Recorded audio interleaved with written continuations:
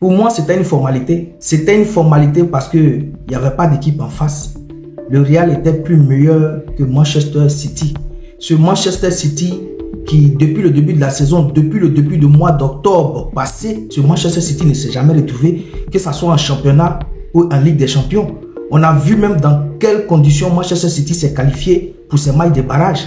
C'était jusqu'à la dernière journée, dans les dernières secondes de cette dernière journée, que Manchester City a réussi à se placer en match de barrage. On a vu aussi au match aller en Angleterre, le Manchester City n'était pas rayonnant. C'est le Real Madrid qui a fait le jeu.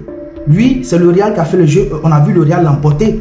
Même si au match aller, Manchester City a eu un penalty chanceux. Oui, moi j'appelle ça un penalty chanceux parce que ce penalty transformé par Erling Haaland au match aller n'était pas un penalty. C'était hors de la surface de réparation. Mais on va quand même l'accorder à Manchester City. Mais le Real a fini par l'emporter parce que le Real était plus meilleur. Ce Manchester City que moi je peux même appeler du club cette année qui est carrément à l'agonie.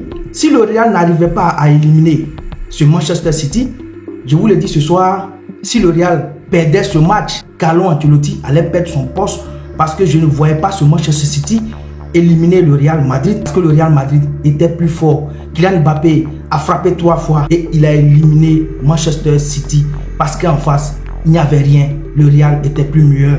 Le Real a déroulé le tapis vert. Je l'avais dit lors du match précédent, je ne voyais pas ce Manchester City éliminer le Real Madrid. Je vous l'avais dit aussi dans plusieurs de mes vidéos que le mois de février, mars, avril et mai, ce sont les mois généralement où le Real Madrid monte en puissance. Et quand on regarde aujourd'hui, que ce soit en championnat, en coupe et en Ligue des Champions, le Real joue carrément sur tous les tableaux. Et ce qui s'est passé ce soir, pour moi, je vais le répéter dans cette vidéo, c'était une formalité, c'était normal parce que le Real est plus meilleur que Manchester City.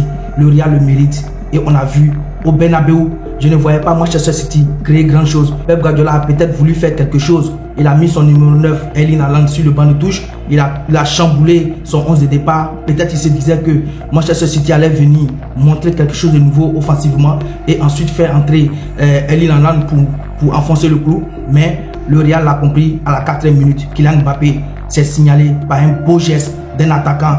Je vous l'ai dit aussi dans plusieurs de mes vidéos qu'aujourd'hui, Kylian Mbappé, c'est l'homme fort de l'attaque de ce Real Madrid. Et on l'a encore vu ce soir. Faites attention, un lion blessé n'a plus peur de rien.